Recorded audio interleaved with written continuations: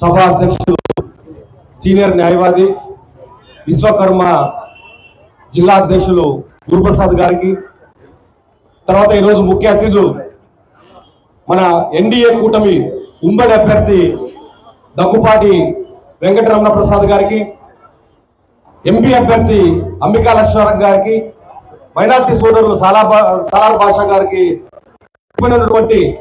అత్యున్నత మహారథులందరికీ ప్రత్యేకంగా శుభ సాయంత్రం.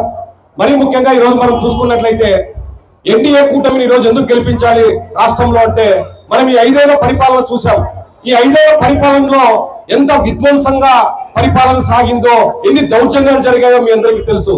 ఇటువంటి క్రమంలో ఖచ్చితంగా ఏదైతే జనసేన అధ్యక్షులు శ్రీ పవన్ కళ్యాణ్ గారు 2022లో వ్యతిరేకత ఓటు చీలకూడదు, వ్యతిరేకత ఓటు చీలితే రాష్ట్రంలో మరొక మారు వైఎస్ఆర్సీపీ ప్రభుత్వం వస్తే రాష్ట్రం అంధకారంలోకి వెళ్ళిపోతుంది, భావితరాల భవిష్యత్తు ఉండదు, పిల్లలు అన్యాయం అయిపోతారని ఒక మంచి సదుద్దేశంతో ఈ రోజు టీడీపీ పార్టీని బీజేపీ పార్టీని కలిపి ఎన్డీఏ కూటమిలోకి తెచ్చి ఈ రోజు ఎన్డీఏ కూటమి పాలన రావాలనే ఉద్దేశంతో ఈ రోజు ముందుకెళ్తున్నాం.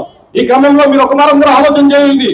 ఈ రోజు కేవలం కొన్ని సంక్షేమ పథకాలు, కేవలం ఏదో ఒక పింఛను మన ఇంట్లో, లేకపోతే ఒక 15,000 ఒక బిడ్డకి ఇచ్చి తర్వాత అన్వయంగా పథకాలు ఇస్తే మన భావితరాల భవిష్యత్తు ఏంది?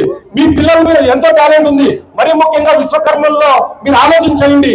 మీ పిల్లలకు ఎంతో నైపుణ్యం ఉంది, మీ పిల్లలకు ఉద్యోగాలు కావాలి, మీ పిల్లలకు ఉపాధి అవకాశాలు కావాలి. మీ పిల్లలు రేపొద్దున ఉపాధి లేకుండా ఈ సంక్షేమ పథకాల కోసం ఆశపడి ప్రభుత్వాల మీద ఆధారపడితే మీ బతుకులేంటి? ఒక మారు ఆలోచన చేయండి.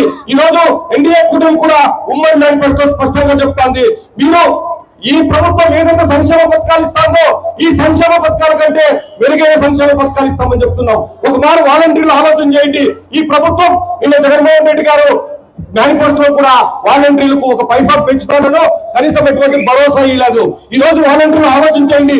చంద్రబాబు నాయుడు గారు కావచ్చు, పవన్ కళ్యాణ్ గారు కావచ్చు, ఎన్డీఏ కూటమి సభ్యులు చెప్తున్నారు వాలంటీర్లకు మేము 10,000 ఇస్తాం, మీరు ఖచ్చితంగా మీరు అందరూ కూడా సహకరించాలని చెప్తున్నారు. వాలంటీర్ కూడా ఒకసారి ఆలోచన చేయండి. వీళ్ళు చెప్పిన మాయ మాటలు నమ్మకండి. ఖచ్చితంగా మీరందరూ కూడా ఈ రోజు ఎన్డీఏ కూటమి ప్రభుత్వాన్ని అధికారంలో తెచ్చుకోకపోతే మన పిల్లల భవిష్యత్తు ఉండదు, పూర్తిగా అన్యాయం అయిపోతుంది, అంధకారంలోకి వెళ్ళిపోతాం. సంక్షేమ పథకాలతో ఎంతో జరగదు, అభివృద్ధి కావాలి. ఈ రోజు ప్రజలకు 13 లక్షల కోట్లు రాష్ట్ర ప్రభుత్వం అప్పు చేసింది. ఈ అప్పంతా రేపొద్దున మన మీదే ఉంది, మన తాళభారంలో ఉంది. ఇవంతా కూడా మనం కూడా ఆలోచన చేయాల్సిన అవసరం ఏంది? ఖచ్చితంగా ఈ రోజు అభివృద్ధి కావాలి, పరిశ్రమలు రావాలి, ఇలాంటి పరిశ్రమలు రావాలి, జాగి లాంటి పరిశ్రమలు రావాలి. అలాంటి పరిశ్రమలు వస్తే మన పిల్లలకు మంచి జరుగుతుంది. ఈ రోజు జాగి పరిశ్రమ మనకి రాష్ట్రంగా వచ్చింటే అనంతపురం అర్బన్ నియోజకవర్గ ప్రజలకు దాదాపు 10,000 మందికి ఉపాధి దొరికేది.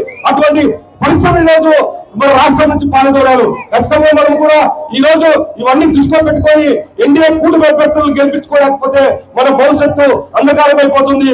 మరీ ముఖ్యంగా ఈ రోజు మన ఎమ్మెల్యే అభ్యర్థి దగ్గుపాటి వెంకటరమణ ప్రసాద్ గెలిపించుకున్నట్లయితే ఈయన ఒక పారిశ్రామికవేత్త, గతంలో జాతీయ అవార్డు తీసుకున్నాం.